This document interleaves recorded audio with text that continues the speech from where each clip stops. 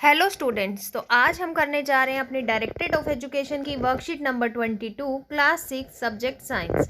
तो बेटा आज का टॉपिक है हमारा इलेक्ट्रिसिटी एंड सर्किट, विद्युत धारा तथा परिपथ।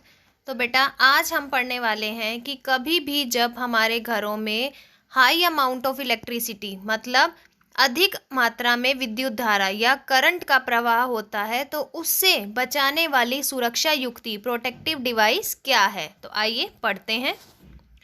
A fuse is a safety device which is damaged when large amount of electricity pass through it and it doesn't damage any other component when electricity reaches the fuse wire। तो बेटा fuse क्या है? एक safety device, सुरक्षा युक्ति है जो हमारे घरों में लगी होती है। बेटा जब भी हाई अमाउंट ऑफ इलेक्ट्रिसिटी, बहुत ज़्यादा मात्रा में विद्युत धारा का प्रवाह होता है तो फ्यूज वायर जो है वो बहुत ही पतली होती है बेटा, वो क्या कर जाती है, पिघल जाती है और हमारे घर के बाकी विद्युत के उपकरणों को जलने से बचाती है। तो फ्यूज क्या हो गया आपका? Protective device. और फ्यूज क्या करता है? जैसे ही लार्ज अमाउंट में इलेक्ट्रिक करंट आता है, बहुत अधिक मात्रा में विद्युत आती है तो फ्यूज की तार खुद पिघल जाती है बेटा, लेकिन हमारे घर में चल रही सभी विद्युत युक्तियाँ जैसे कि फ्रिज है, मिक्सी है, पंखा है, टीवी है, इनको जलने से बचाती है। ठीक है, आगे देखिए बेटा, आपको एक डायग्राम दिखाए गए हैं दो और पूछा गया है फ्यूज बल्ब। फ्यूज बल्ब किसे बोलते हैं? It means break in its filament which result in a break in the path of current between the terminals of electric cell. Fuse bulb doesn't light up, no current pass through its filament। तो बेटा आपको यहाँ पे दो bulb दिखाए गए हैं, ठीक है। इस बल्ब में आप देखेंगे फिलामेंट जुड़ा हुआ है और इस बल्ब में फिलामेंट क्या है? ब्रोकन है, टूटा हुआ है। तो ये वाला बल्ब हमारा क्या है? Fuse bulb. अगर आप मार्केट में किसी भी शॉप से बल्ब लेने जाते हैं तो आप शॉपकीपर को, दुकानदार को कहते हैं ना कि ये बल्ब हमें चेक करवाइए, तो वो आपको बल्ब चेक करवाते हैं और बल्ब ग्लो करता है तभी हम लेते हैं। अगर दुकान पर लाइट नहीं है तो बल्ब को आप कैसे चेक करेंगे? बेटा आप बल्ब का फिलामेंट देखेंगे, उसका तंतु देखेंगे, तंतु पतला सा तार आपको बल्ब में दिख रहा है। अगर ये तार बेटा सही है तो आप बल्ब ले लीजिए, अगर ये तार टूटा हुआ है तो बल्ब क्या है हमारा? फ्यूज। फ्यूज बल्ब है जो वो कभी भी नहीं जलेगा। क्यों? क्योंकि उसमें तंतु के टूटने से उसका धारा का प्रवाह जिस रास्ते से होगा वो रास्ता पूरा ही नहीं हुआ बेटा, सर्किट इनकम्प्लीट हो गया और इनकम्प्लीट सर्किट जब होता है तो करंट फ्लो नहीं करता। ठीक है, आगे देखते हैं। Which of the bulb fuse is a fused one and why? अब बेटा पूछा गया है कि आपके पास ये दो बल्ब हैं ए और बी, इनमें से फ्यूज कौन सा है? तो आप लिखेंगे ए। क्यों फ्यूज है ये? क्योंकि इसका फिलामेंट टूटा हुआ है। तो आप क्या लिखेंगे? Due to broken filament. A bulb हमारा फ्यूज है। क्यों फ्यूज है बेटा? ये टूटे हुए तंतु के कारण।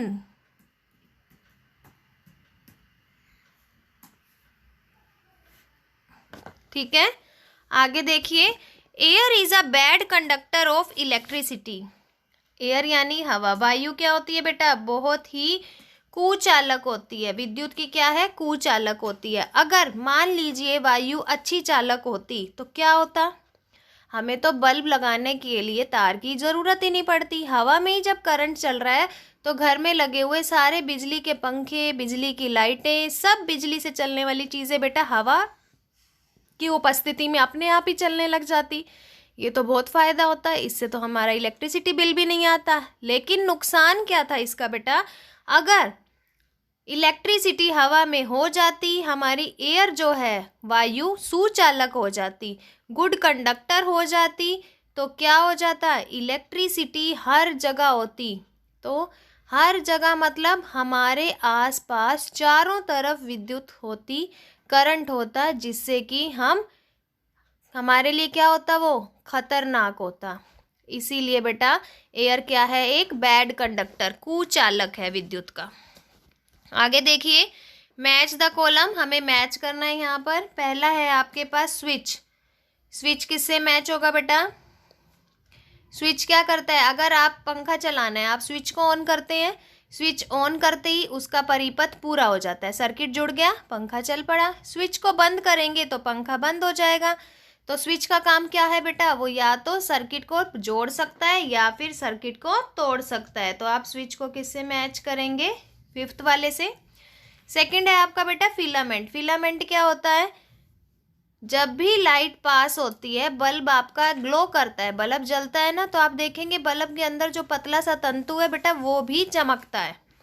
तो बल्ब का जो तंतु है जो ग्लो करता है जब लाइट आती है उसे बोलते हैं हम फिलामेंट। तीसरा है बेटा इंसुलेटर। इंसुलेटर मतलब कुचालक, जो अपने में से विद्युत को प्रवाहित होने नहीं देते। तो क्या आएगा यहाँ पे? Does not allow electricity. Fourth है बेटा आपका बैटरी। बैटरी क्या होता है? जिसमें दो या दो से ज्यादा सेल जुड़े होते हैं। फिफ्थ है बेटा कंडक्टर। कंडक्टर क्या होता है? जो अपने में से इलेक्ट्रिसिटी को पास होने देता है। सिक्स्थ है बेटा आपका सेल। सेल क्या होता है आपका? जो केमिकल एनर्जी को इलेक्ट्रिकल एनर्जी में कन्वर्ट करता है बेटा।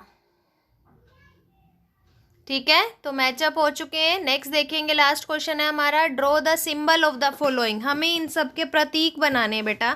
पहला आपको क्या दिया हुआ है? सेल। सेल यानी सेल समझते हैं, सेल का प्रतीक। चलिए बनाते हैं सेल का प्रतीक। सेल के अंदर बेटा एक धनात्मक टर्मिनल होता है और एक ऋणात्मक। तो ये आपका सेल का प्रतीक बन गया है।